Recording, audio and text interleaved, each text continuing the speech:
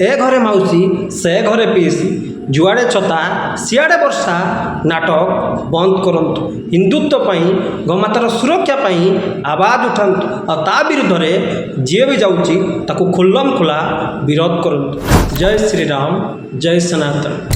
ସାରା ଭାରତବର୍ଷରେ ସୋସିଆଲ ମିଡ଼ିଆରେ ଗଣମାଧ୍ୟମରେ କାଲିଠାରୁ ଗୋଟିଏ ନାଁ ପ୍ରଚାର ହେଉଛି। ପ୍ରଖର ହିନ୍ଦୁବାଦୀ ଧର୍ମଯୋଦ୍ଧା ତେଲେଙ୍ଗାନାର ଗୋସାମେଲର ବିଧାୟକ ଟି ରାଜା ସିଂ। ଟି ରାଜା ସିଂଙ୍କର ବିଜେପିରୁ ଇସ୍ତଫା ଦେବା କୋଟି କୋଟି ସନାତନୀ ହିନ୍ଦୁମାନଙ୍କ ହୃଦୟକୁ ଚକନାଚୂର କରିଦେଇଛି।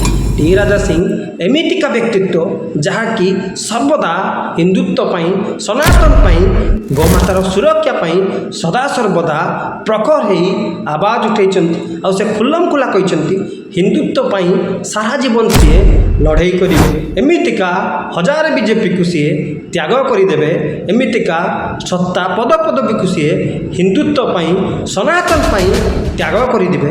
ହିନ୍ଦୁତ୍ୱ ପାଇଁ ରାଜା ସିଂଙ୍କର ଏହି ସମର୍ପଣ ପାଇଁ କୋଟି କୋଟି ସନାତନୀ ହିନ୍ଦୁ ଯୋଦ୍ଧା ତାଙ୍କୁ ହୃଦୟରେ ବସାଇଛନ୍ତି। ଆଉ ସାରା ଭାରତବର୍ଷରେ ଟି ରାଜା ସିଂ ହେଉଛନ୍ତି ଚର୍ଚ୍ଚିତ ହିନ୍ଦୁବାଦୀ ଚେହେରା। ତାଙ୍କ ଇସ୍ତଫାରେ କୋଟି କୋଟି ସନାତନୀ ହିନ୍ଦୁମାନେ ମ୍ରିୟମାଣ ହୋଇଯାଇଛନ୍ତି। ତେଲେଙ୍ଗାନା ଭଳି ରାଜ୍ୟରେ ଯେଉଁଠି ବିଜେପିର ଜିରୋ ଥିଲା ସେ ଜିରୋରୁ ଆଜି ବିଜେପିକୁ ମଜବୁତ କରିଛନ୍ତି ଟି ରାଜା ସିଂ। ହିନ୍ଦୁତ୍ୱ ପାଇଁ ସନାତନ ପାଇଁ ଗୋମାତାର ସୁରକ୍ଷା ପାଇଁ ଦିନ ରାତି ସଂଗ୍ରାମ କରିଛନ୍ତି। ଶହ ଶହ କେସ୍ ଖାଇଛନ୍ତି।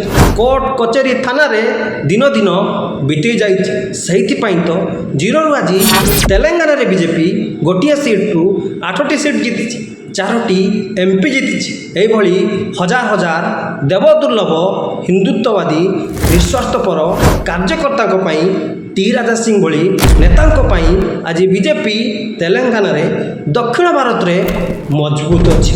କେବଳ ହିନ୍ଦୁତ୍ୱ ପାଇଁ ଧର୍ମ ସଭ୍ୟତା ସଂସ୍କୃତିର ସୁରକ୍ଷା ପାଇଁ ଗୋଟିଏ ବ୍ୟକ୍ତିର ବିଜେପିରୁ ଇସ୍ତଫା ପରେ ସାରା ଦେଶରେ ହଇଚଇ ସୃଷ୍ଟି ହୋଇଯାଇଛି।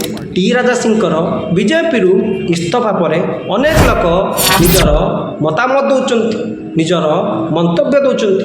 ଭିଡ଼ିଓ ମାଧ୍ୟମରେ ପୋଷ୍ଟ ମାଧ୍ୟମରେ ସୋସିଆଲ ମିଡ଼ିଆରେ ନିଜର ମତ ଦେଉଛନ୍ତି। କିନ୍ତୁ କିଛି ଦଗଲା ଅଛନ୍ତି, ହାରାମିଖର ଅଛନ୍ତି, ସେକୁଲାର ଅଛନ୍ତି ଯେଉଁମାନେ ତଥାକଥିତ ଭାବେ ଫର୍ଜି ଭାବେ ସୋସିଆଲ ମିଡ଼ିଆରେ ହିନ୍ଦୁତ୍ୱ ହୋଇ ପ୍ରଚାର କରୁଛନ୍ତି।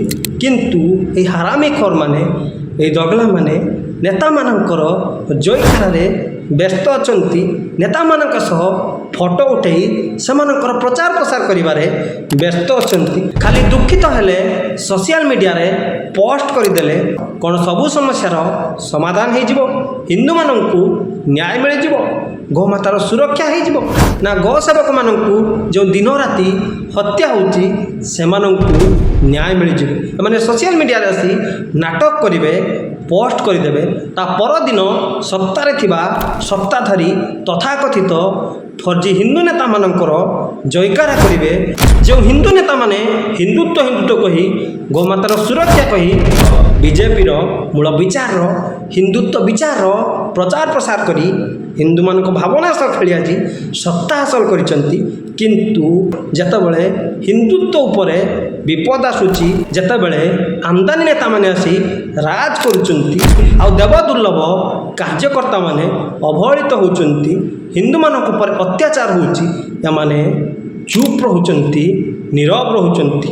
କେବଳ ସତ୍ତା ପାଇଁ ସେମାନଙ୍କ ଚାମଚାମାନେ ଦଲାଲମାନେ ଆସି ସୋସିଆଲ ମିଡ଼ିଆରେ ହିନ୍ଦୁତ୍ୱ ହୋଇ ଛାତି ପିଟି ନାଟକ କରୁଛନ୍ତି। ନେତାଙ୍କ ଗୁଲାମଗିରି ଛାଡ଼ନ୍ତୁ। ଏ ଘରେ ମାଉସୀ ସେ ଘରେ ପିଇସି ଯୁଆଡ଼େ ଛତା ସିଆଡ଼େ ବର୍ଷା ନାଟକ ବନ୍ଦ କରନ୍ତୁ। ହିନ୍ଦୁତ୍ୱ ପାଇଁ ଗୋମାତାର ସୁରକ୍ଷା ପାଇଁ ଆବାଜ ଉଠାନ୍ତୁ ଆଉ ତା ବିରୁଦ୍ଧରେ ଯିଏ ବି ଯାଉଛି ତାକୁ ଖୁଲ୍ଲମ ଖୋଲା ବିରୋଧ କରନ୍ତୁ।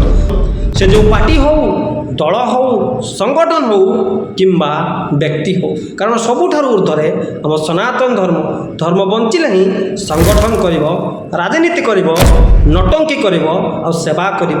ତେଣୁ ସର୍ବପ୍ରଥମେ ଆମ ଧର୍ମ, ତେଣୁ ସର୍ବପ୍ରଥମେ ହିନ୍ଦୁ ହେଇ ହିନ୍ଦୁତ୍ୱ ପାଇଁ ଲଢ଼ନ୍ତୁ, ଧର୍ମ ପାଇଁ ଲଢ଼ନ୍ତୁ। ଚାଟୁକାରିତା, ଗୁଲାମଗିରି, ସୋସିଆଲ ମିଡ଼ିଆରେ ନେତାମାନଙ୍କ ସହ ଫଟୋ ଉଠାଇ ସେମାନଙ୍କ ପ୍ରଚାର ବନ୍ଦ କରନ୍ତୁ। ବିଜେପିର ବରିଷ୍ଠ ନେତାମାନଙ୍କୁ ବିନମ୍ର ନିବେଦନ, ଏଭଳି ଦେବଦୁର୍ଲଭ କାର୍ଯ୍ୟକର୍ତ୍ତାଙ୍କୁ ହରାନ୍ତୁ ନାହିଁ। ଟି ରାଜା ସିଂ ଭଳି କାର୍ଯ୍ୟକର୍ତ୍ତାଙ୍କୁ ହରାନ୍ତୁ ନାହିଁ।